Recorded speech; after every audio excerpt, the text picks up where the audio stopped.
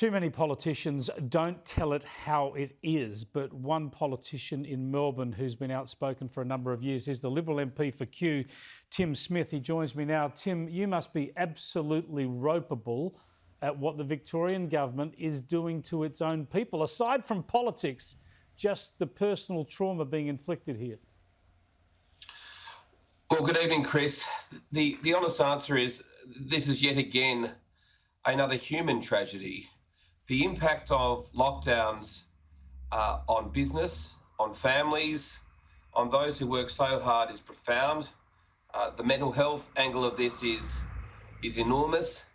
And then we had this appalling, absolutely appalling situation in Warrnambool today, where the family of an 8-year-old boy who tragically drowned at school camp last week. Yeah, this is Cooper Onyett, and we talked about it at the top of the program, and this exemption was rejected. I find it difficult to comprehend how other human beings could make this decision when the risk is virtually non-existent.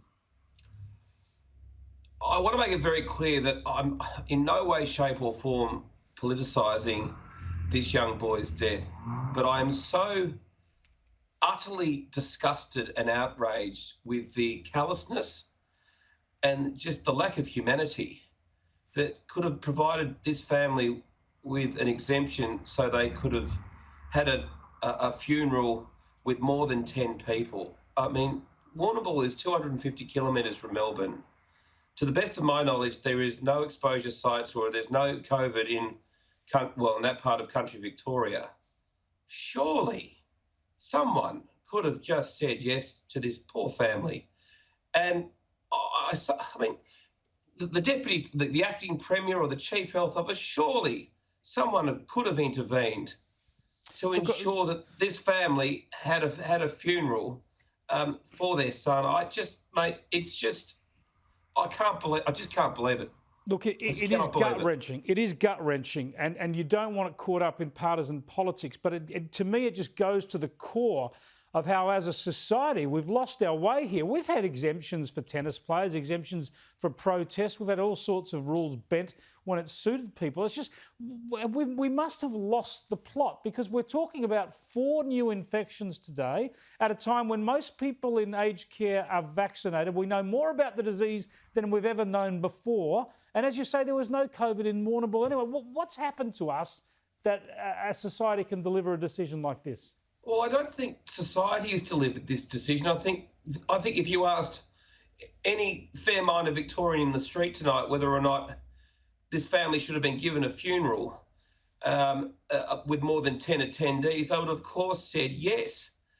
This is this weird obsession that the Andrews Labor government, indeed the Victorian bureaucracy, has at focusing on all of the wrong things and none of the right things to stop the spread of COVID. So why 14 months on do we still have such a substandard contact tracing team? Why has it taken till today for Victoria to have a universal QR code login system? I mean, I was in Adelaide 3 weeks ago. You get off the plane, you are met at Adelaide Airport by SA health officials who help you download the app. And literally in Adelaide, you can't go into a cafe or a restaurant or a bar without someone checking that you've logged in. And mate, they were 6 months behind New South Wales. I mean, yes. It's been operating for a year here. Tell me one thing here. I've been quite critical of oppositions, both Liberal and Labor oppositions. The Labor opposition, for instance, in South Australia has been pathetic, and Liberal oppositions elsewhere. You and your colleagues have failed to call out directly some of the decisions. Will you put on the record now that this lockdown should not have been called? There's not enough reason for a lockdown to be in place in Victoria today. So, Chris, I will disappoint you this evening. Back in February, I made it very clear that I thought that lockdown was utterly stupid and unnecessary. Because our contact tracing has been so abysmal, and because I literally have no idea where this virus has gone, and clearly neither does the government, I'm not in a position to say tonight that I think that this lockdown is wrong I think it's disproportionate. I think the idea of wearing masks outside on your own is ridiculous. I think that forcing school children to learn from home is unnecessary. And I think there are massive inconsistencies where, for example, the construction industry is permitted, yet sole contractors working outdoors are not.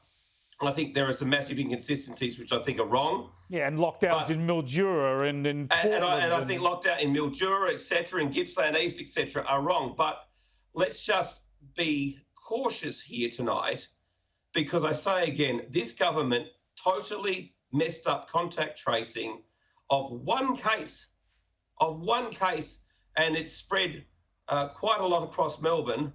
I hope and I expect by Monday we'll be able to say, well, look, we've got single-digit cases still. I mean, at the end of the day, a lockdown is proof that government policy and government systems have totally failed. If this was Sydney, we wouldn't be in lockdown. No doubt about that. Because Gladys Berejiklian has the best contact tracers in the country. It has been a data-driven, digitised model from the outset, unlike the paper, pens and schmozzles we've seen in Victoria throughout this pandemic. So I know you'll probably have a crack at me for sitting on the fence here, but given that this virus has spread very quickly without the government's knowledge, that they stuffed up the initial contact tracing, they failed to ring fence the first case, their only response, because they are that hopeless, is the sledgehammer approach. Let's see you in a couple of days. Hopefully, as you say, we'll know a lot more on Monday. Thanks for joining us, Tim. I appreciate it. Thanks, Chris.